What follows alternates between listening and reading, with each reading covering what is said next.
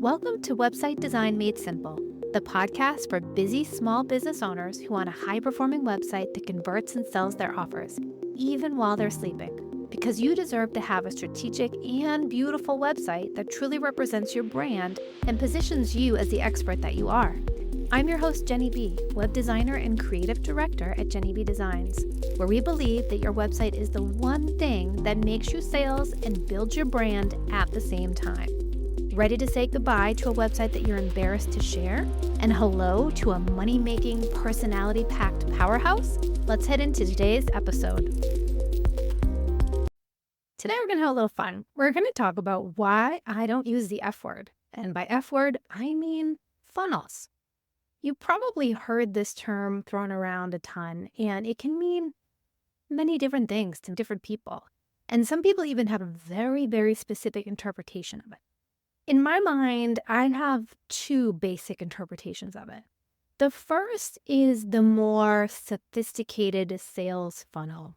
I find that people tend to think of this as they have something to sell and they get people to a sales page and then they sign up for something and then they have that upsell and they've offered something for a little bit more money and then you get upsold again. And then if you don't say yes, you get an email that reminds you of it and then another email and you just keep getting bombarded with things that are driving you to a specific action that someone wants you to take, mostly pertaining to buying something. And that in a more general sense, it's really the idea that you should guide visitors on a predetermined path on your website, narrowing their options as they go with the end of conversion, be that a sale, a sign up, whatever our main objective is. This is the interpretation of the funnel that I mostly use. But I do find that people sometimes tend to come with me with something really specific in mind when they say the funnel, and they most likely are communicating the first option that I just shared with you. Here's why I don't like the term funnel.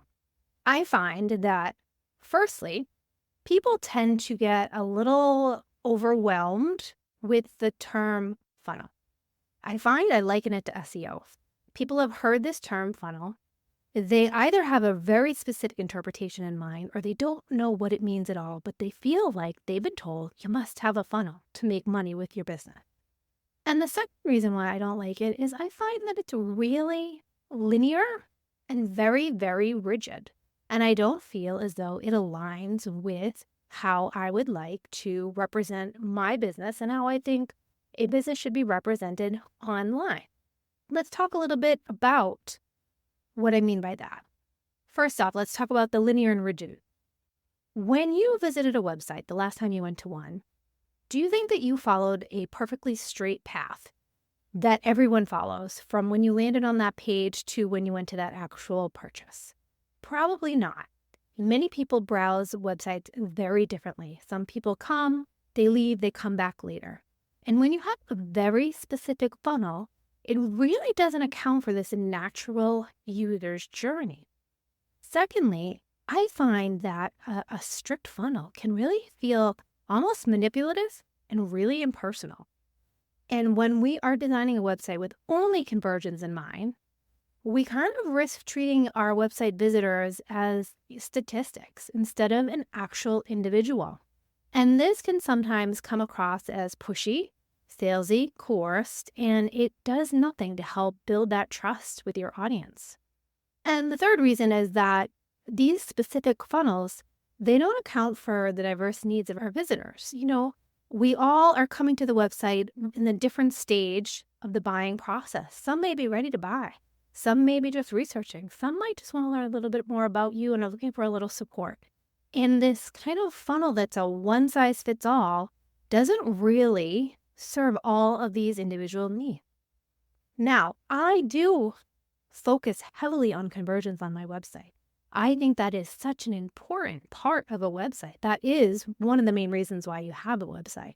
However, in conjunction with that, I really focus on bringing out your brand personality. And you need these two to work together with your copy, speaking to your visitors with kind, intentional words that communicate with them and build this know, like, and trust factor.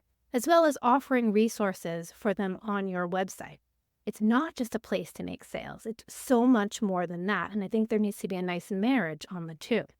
So, in essence, the funnel concept is something that I agree with because, like I say, every website does need to have a goal. We need to be driving visitors somewhere. But I don't like the whole term funnel. I just find it restrictive and it doesn't take into account your visitors, their human behavior, and building trust. And I think we really need to take a more holistic approach on how we serve our visitors. So I don't like the word funnel. What do I like? I've always actually used the term user journey maps, actually. When I have a consultation call with anyone, I talk about what's included with my projects. And one of the top deliverables I have is a customer journey map. And what this just means is understanding who's visiting your website, what we want them to do, and how we're going to engage with them and meet them where they're at. And unlike these really specific funnels, these journey maps really understand that every visitor isn't the same. Nothing is linear. And we are able to visualize the entire experience for a visitor from your brand to that long-term loyalty that you want to create. And this helps us create different touch points and create a more holistic user experience. Another way to look at this is really about relationship building or building a community. That is another goal for all of my websites. Yes, you want to get leads, you want to make money, but you also want to build that relationship. It's not just about the conversions, it's about converting them, for lack of a better word, to build relationships. Not just designed to sell. We want to engage and inform and support our visitors throughout their entire journey with our brand. When you are able to come about this at a more holistic approach, it does so much more for your business. Instead of just building funnels, building this relationships with your visitors. When we design a website to help various users and provide value at every single touch point, your visitors are most likely going to have a more positive experience. They're going to feel understood, appreciated, like you know who they are, what they need, and they are so secure in knowing that you can help them. And when they get this feeling, when they're on your website and they feel like you know them, they're going to stay on your website longer. You're going to have more engagement and ultimately a greater chance of, for lack of better terms, converting this visitor into a lead or into someone that you're able to continue the conversation with through your email list, through an opt-in that you might have on your website. And secondly, when you approach it in this holistic way, you are creating that increased brand loyalty too. You're building these relationships and you're creating that emotional connection with your user.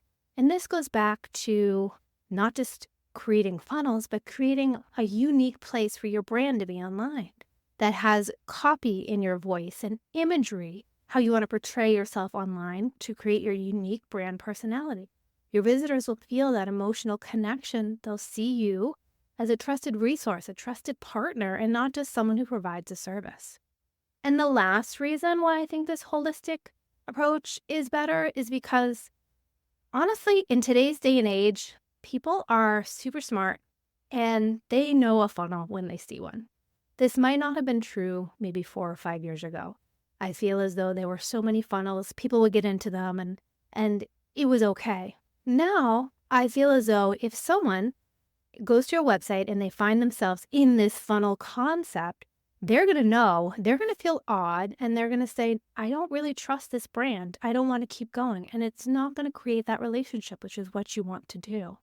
So by not building funnels and by not using the F word and creating more of a customer journey map and a user experience and building these relationships, you can create better websites and a stronger and more sustainable business. So how can you actually implement this on your website?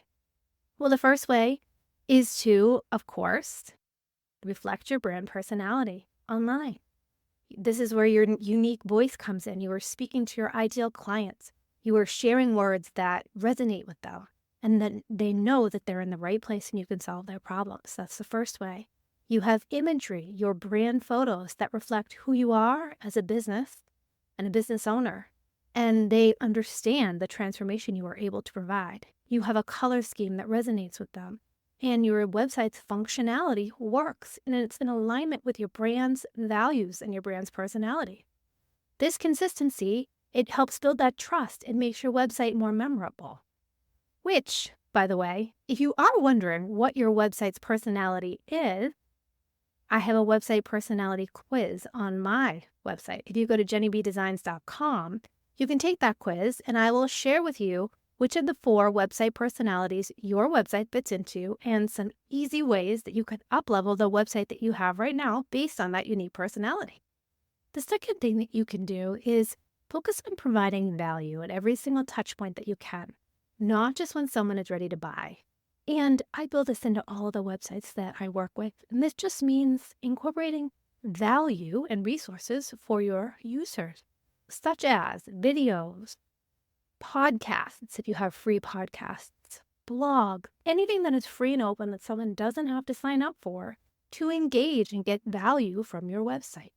And then you want to also create multiple paths for this user to explore your website and engage people who aren't ready to work with you. Many times, if you have a higher ticket offer, someone who goes to your website probably isn't ready to work with you. They need to build that know, like, and trust factor. You might just be doing some research to get a sense of who you are. You want these resources available to build that trust. You also want an option such as an opt-in that someone can sign up for to learn more about how you can help them and then to get on your email list to grow that know, like, and trust factor. So create those multiple paths, those different users, and meet them where they are at in their journey. And then the last idea I have for you is to utilize two-way communication. And this can just be having a contact form where someone can send you a question or a comment. If you have a chat box, that's a great way to do things. Encourage them to come over to social media, but don't put that information in your header or your main section of your website. You want that, maybe in the footer or maybe a subnote, because again, you want people to stay on your website, but encourage that two-way communication.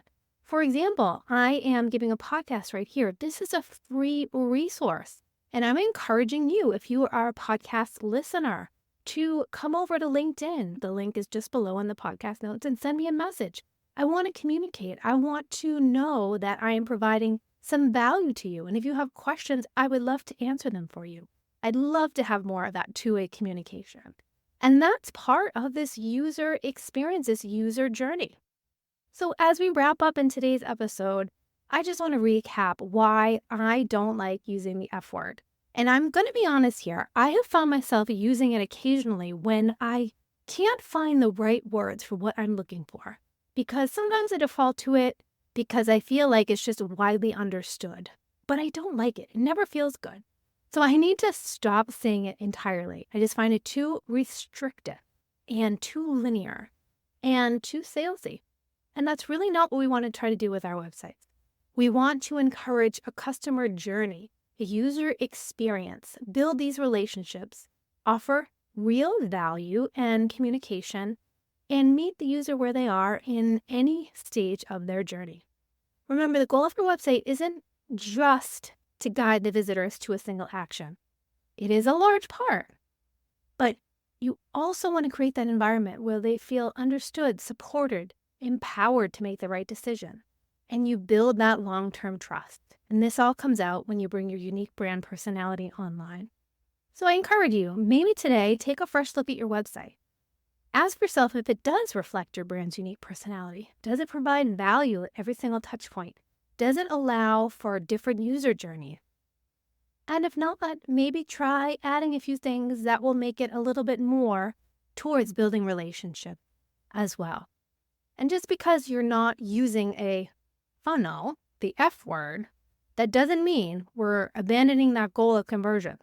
It just means that we are trying to get those conversions in a way that really prioritizes the actual person who's visiting your website and builds lasting relationships.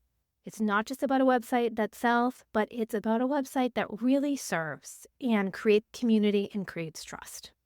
That's all I have for you today. I would love to hear from you. Do you like the word funnel? Do you have a funnel? Do you use them? Send me a message on LinkedIn. I would love to get your point of view. Because I'm curious, am I the only one out there who doesn't like this term funnel? Thanks for listening. I'll talk to you next time. And that wraps up another episode of Website Design Made Simple. I hope you found the insights shared in this episode valuable and takes you one step closer to creating a website that attracts more of your ideal clients and builds your brand. If you enjoyed this episode, please take a minute to leave a review on Apple Podcasts or a rating on Spotify. Your review will help us reach more small business owners like you who are ready to make more money with their website. Thank you so much for listening, and I'll see you in the next episode.